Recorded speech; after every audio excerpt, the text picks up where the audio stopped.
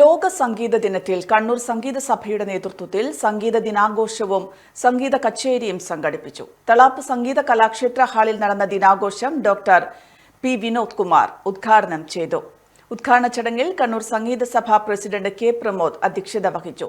വത്സുലൻ master ചടങ്ങിൽ മുഖ്യപ്രഭാഷണം നടത്തി. അക്കാഡമിക്കായി ഒരു കോളേജിൽ പോയി സംഗീതം പഠിച്ച ആളല്ല.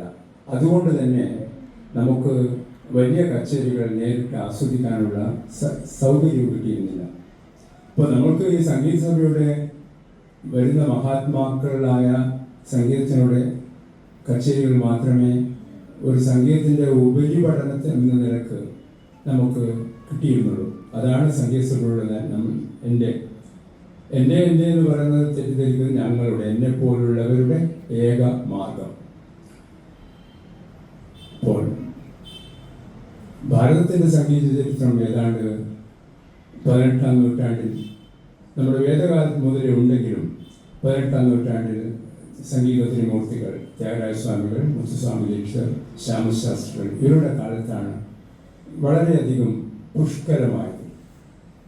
അവരനേകം അതിന് മുന്നിൽ തന്നെ അനേക രാഗങ്ങൾ ഉണ്ടായിട്ടുണ്ട്. ഇതിലൊക്കെ കൃതികൾ രചിച്ചുവർ, മിക്കവാറും വളരെ ഭക്തിരസപ്രധാനമായ കൃതികൾ.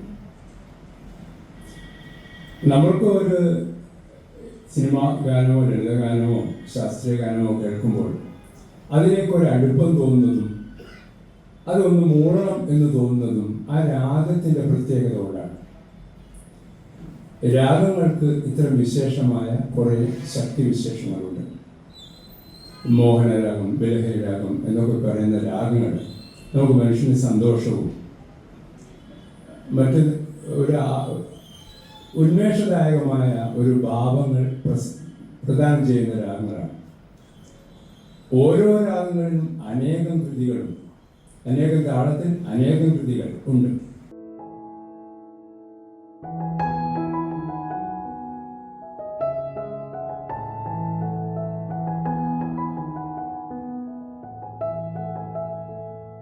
EBG Nambiar, Kannur Sangeetha Sabha secretary ON Rameshan, Vanaja Lakshmanan, PK Joshil തുടങ്ങിയവർ സംസാരിച്ചു.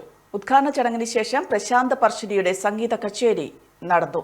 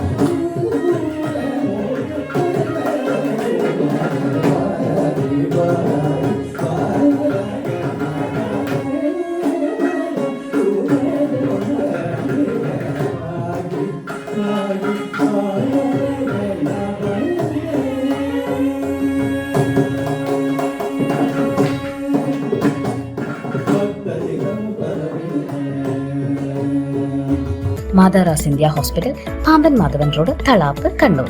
ഫോൺ 04972761330.